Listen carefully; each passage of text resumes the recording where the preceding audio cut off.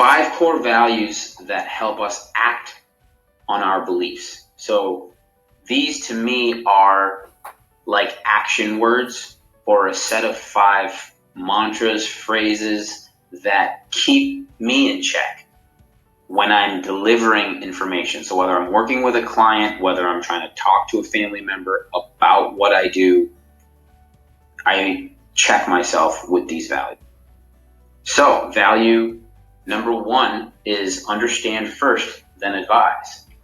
Number 2, educate and stay educated. 3, be proactive. 4, be compassionate. And 5, stay humble. So now let's go through each one of these with a little bit more detail, and I add a little bit of why I chose these values. Core value 1, understand first, then advise. Let's face it, guys, nobody likes an advice monster. You know those people where you start to bring up a problem or a struggle that you're having or a challenge that you're facing, and these people just dump advice on you. They keep giving, did you try this? Did you try that? Did you try this? Maybe they start going into their experience with that challenge and how they solved it. That stuff is exhausting. It doesn't work. And if we can try to protect ourselves from the advice monster when we're working with clients and people that we're trying to help change, let's replace those habits with asking good questions. Let's dive in and learn about the art of asking the right questions at the right time. There's a book called, and I'm blanking on the author's name right now, but A Beautiful Question. And my all-time favorite book of asking good questions is a book, again, blanking on the name of the author, but it's called The Coaching Habit. And the mantra underneath, or the subtitle, is say less, ask more, and change how you lead forever. I believe that's the phrase. That book is incredible. It starts going into all the different 7 essential questions that we should be asking if we are trying to coach change, and trying to replace those questions or use those questions to replace the advice monster habits that we've all had. And these questions help to gain understanding, learning the context of the person's situation. What kind of problems are they facing? Are they strategy and system type process? Process and systems type challenges where they can't commit to a certain path, certain system, and they're taking different parts from different systems and trying to put them together non-cohesively? Is it a people problem? Are they not getting support from the people around them that they need help from? These questions help to gain context. And as soon as the person feels like they're understood and you help them better articulate the source of the problem, man, is it liberating seeing the problem-solving process and the conversations that go down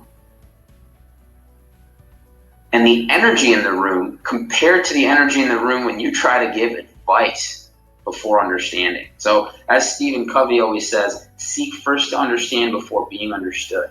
If we want people to understand what we are trying to teach them, if we want people to help see health and fitness from our point of view, well then we first have to take a step back, ask them good questions, try to understand first before we advise.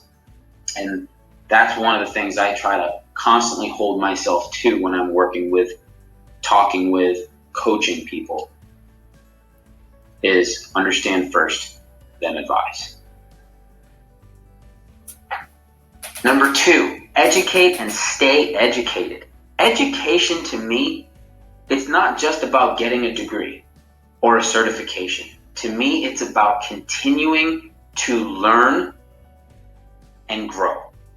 It's about staying open-minded, being able to look at things from a sense of objectivity with not as much emotion and say, okay, what's working, what's not? What does the science say? What am I seeing in front of my eyes when I'm coaching people? And how can we make sense of all of this?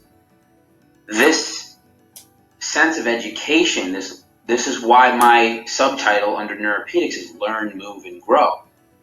That, to me, exemplifies a lot right there. Learn, move, and grow is education. Stay educated. Stay open-minded. Stay coachable. And then obviously let's educate our clients. Let's obviously teach them about what we believe in. How do we think? What are our thought processes when we're going through problem solving? When we are establishing a goal, we need to incorporate the client in setting the goals. And if they better understand our thought processes and our systems, then they can actually have more insight into how to set a goal. These are all the things that I believe go into this core value and will help us actually teach in a better way. If we are continuing to grow, then our clients, if they're involved with our growth, they grow alongside with us, which is the beautiful thing.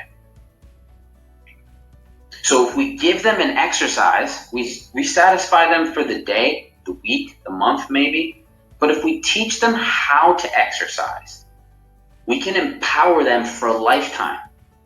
If we teach them the concepts and the basics of how we put exercises together for them, they might not always need us, which is, again, the ultimate goal, because remember, we want to reinforce motor learning, independence, sustainability, and longevity. Education is the root of that. Number 3, be proactive. In general, this just means let's not wait for problems to arise before we take action. And here is another root of longevity: self-care discipline. If we refer back to belief number 2, coaching the whole person, which consists of the physical, the emotional, and the intellectual, we have to incorporate self-care in all those categories for our own selves too, so that we can lead by example. So to break those categories down a little bit more, we need to make sure that we are taking in foods that are fueling our physical bodies, nutrient-dense foods. Optimizing our lung capacity or optimizing our lung function, because if we can't optimize the oxygenation of our own body's tissues, then we're leaving some level of sustainability and longevity on the table. Most people only use about 60% of their lung capacity. Tai Chi and Qigong jumped on that and forces us to utilize more of our lungs to oxygenate our body. And then the emotional aspects of ourselves. Are we spending time with people that we love? Are we spending time doing the things that we love? If we want to lead by example and we want to live lives of fulfillment so that we can really be present when we're coaching our clients, we have to make time for these things for ourselves. And then the intellectual aspects of ourselves. Are we being stimulated by our work? Are we actually going out and finding interest in enjoyment, engagement in the activities that we're doing? And as we've talked about earlier, with the monkey mind and the banana, we saw how we can utilize the breath to tap into various forms of tension and relaxation.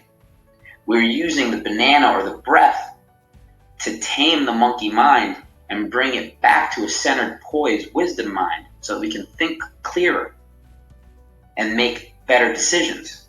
So you can see how these different aspects of ourselves can actually help us cultivate presence with our clients. So if we teach it, we must practice it, because what better way to lead than to lead by example?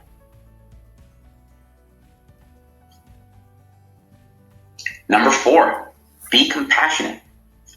I see the word compassionate and I see companion and passion. Companion means to be with someone, and passion means the willingness to suffer. So compassion literally means the willingness to suffer with someone. Or as my mentor, Joseph Goldstein, would say, the willingness to be open to suffering. Now that's a pretty bold word. And this word was really highlighted for me during my time working with those who had just had a stroke, brain injury, and spinal cord injury. And more recently, working in a hospital with those who have terminal cancer. And some of these individuals really exemplify the word compassion, because despite being the closest you can possibly be to suffering, some of these individuals have an unbelievable amount of strength in that they are still open to problem solving. They are still lighthearted. They're smiling. They're taking on the day. They're present. There's no tension and aversion when you're working with these people. And my mind just becomes very alert and observant when I interact with these individuals, because what an unbelievable living example of compassion. How we walk with the broken speaks louder than how we sit with the great. So if we take this level of compassion into an outpatient orthopedic clinic or into sports medicine, we are then able to be present with people who are suffering in a different sense or in a different way, yet still be present with them.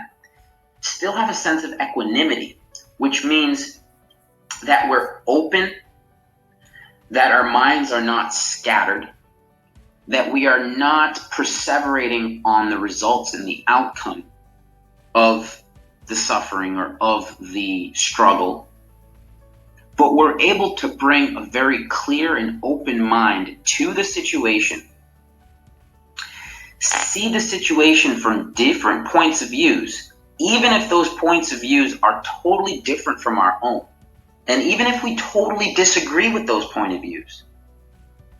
This takes an enormous amount of self-development, and it takes an enormous amount of compassion. If you think about it, most of the time when someone comes in to, when I first started several years back as a new grad in the clinic, my reflex instinct when a patient would complain or when a patient would bring up a problem or a challenge, I would immediately try to diffuse the discomfort. I would get so tense, I would get so uptight, and I would try to throw out advice and diffuse the situation as quickly as I could, whether it be a manual technique, a corrective exercise, a recommendation to change ergonomics. I wasn't, even though I was passionate, I don't think I was actually practicing compassion.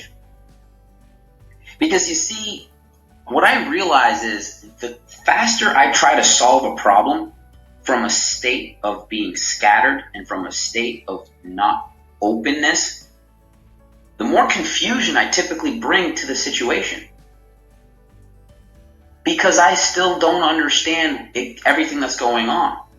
And it's a lot more uncomfortable to ask questions and to not give advice right away, because you have to be willing to sit there and embrace the discomfort and the challenge. And this is what compassion really means to me, is can we be present? Can we be open to suffering? Can we be open to discomfort? Can we sit with it? Ask more questions, rather than jumping in to diffuse it.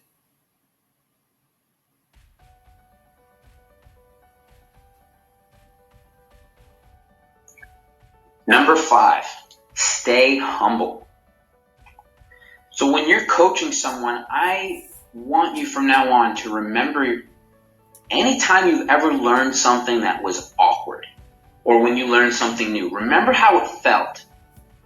Remember how much of a disaster you felt like. Like for me, first learning Tai Chi and different aspects of martial arts, I felt like a disaster. I literally felt like I'd never played sports. I felt like I wasn't in good shape. I felt totally disconnected. It felt like I was learning a new language, because I kind of was. But it made me a better coach, because when I started teaching someone who didn't even know how to do a push-up or didn't even know how to hip hinge, I just reminded myself of how much of a disaster I felt when I was learning Tai Chi, how disconnected and awkward I felt. And then it helps bring some humility into the teaching or the coaching session, which then helps bring in some compassion. And then it can help me learn from it and help teach better. So to me, humility is a prerequisite for attaining and delivering new knowledge.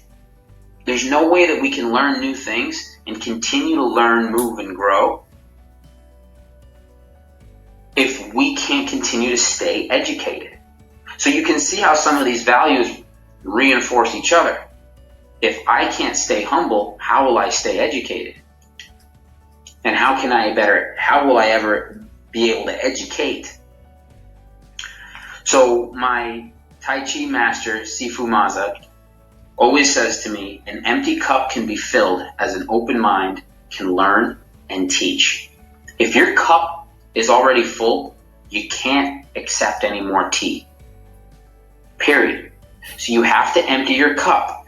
You have to open your mind. You have to take a step back and have a sense of equanimity to the situation or to whatever we're trying to do that's new or challenging, and say, okay, how can I look at this from a state of objectivity? If I'm humble, I can unattach myself from whatever it is that I'm doing. Learn from it, whether it's learning something new or trying to scrutinize something you're already doing. So to summarize the belief statement, I believe in the potential to change. And to bring out that potential, I believe we need an ideal learning environment that coaches the whole person using a positive approach. I believe in teaching people how to move with intent while helping them feel the difference between tension and relaxation. And I believe in using variable repetition to reinforce motor learning and independence. And I believe in promoting engaging physical activity to optimize sustainability and longevity. And for my value statement, to act on my beliefs, I will understand the client before I advise them. I will educate and stay educated in the discipline of self-care. I will lead by example by being proactive with my own self-care. And along the way, I will be compassionate and I will stay humble. So there you have it. My core beliefs, my core values. These beliefs and values have shaped all the decisions that I've made. They shape all the decisions I make while I fine-tune the systems and the processes that I use when I work with clients and patients. And I want to thank you guys for giving me your time and your attention. So now I'm really excited to get into the next chapter, which is the foundation of motor control and what shapes the motor control decisions we make.